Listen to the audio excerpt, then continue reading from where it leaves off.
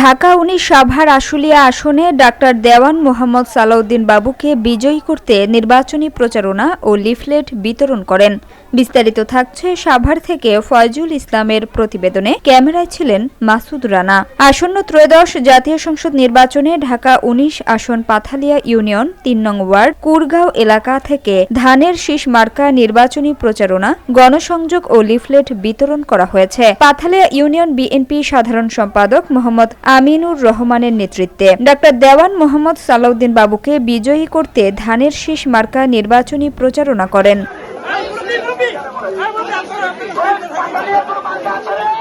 উক্ত নির্বাচনী প্রচারণায় অংশগ্রহণ করেন পাথালিয়া ইউনিয়ন ৩ নং ওয়ার্ডের বিএনপির ছাত্রদল, যুবদল, স্বেচ্ছাসেবক দল ও বিএনপি অঙ্গ সংগঠনের সকল নেতৃবৃন্দরা।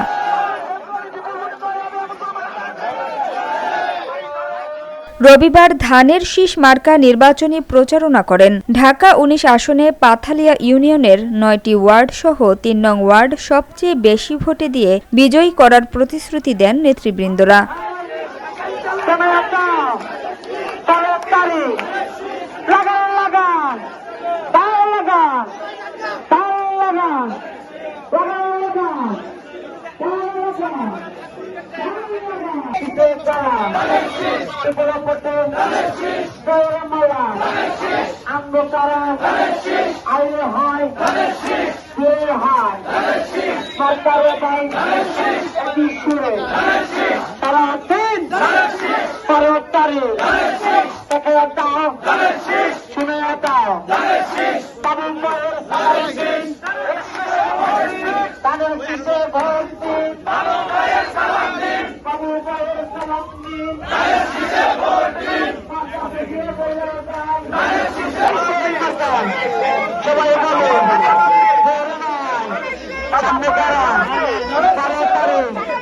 সারাদিন জয়ের মালা ঢাকা জেলায়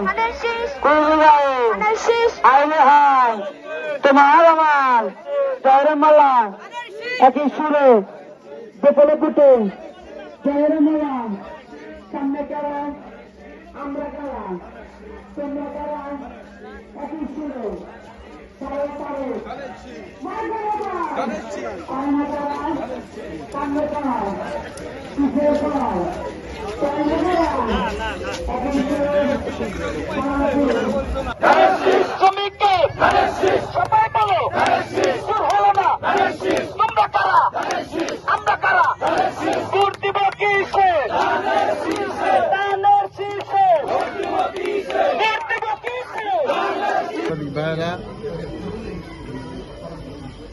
আজকে অত্র এলাকার মুরব্বিয়ান ও বন্ধুবর্গ ভাইয়েরা যারা আজকে এই মিছিলে অংশগ্রহণ, সবাইকে আমার পক্ষ থেকে আন্তরিক ধন্যবাদ জানিয়ে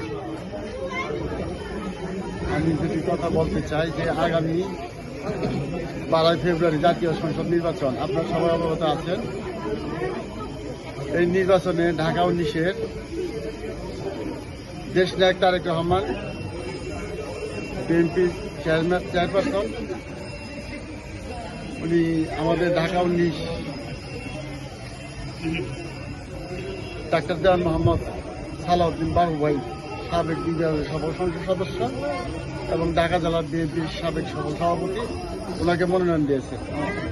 আপনারা ইতিমধ্যে জানেন যে মানুষ 16-17 বছর ব্যক্তি বা আমার ইচ্ছা বা ব্যক্তির ইচ্ছা ভোট দিতে পারে না, কেন্দ্রে যেতে পারে না।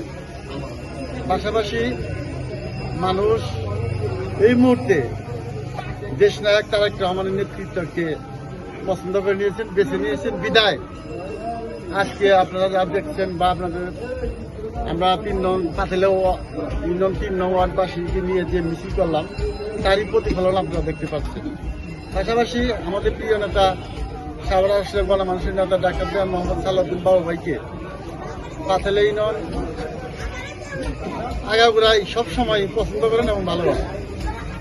ওনার পিতার আমল থেকে পাথালিয়া ইউনিয়ন বিএনপির ঘাঁটি বাকি আছে, আরো মানুষ উজ্জীবিত হবে, আরো উৎসাহিত হয়, যুক্ত করে দেশনায়ক তারেক রহমানকে বাংলাদেশের প্রধানমন্ত্রী করে এই আশা ব্যক্ত করে আমি আমার সংক্ষিপ্ত আলোচনা শেষ করলাম। ধন্যবাদ সবাই।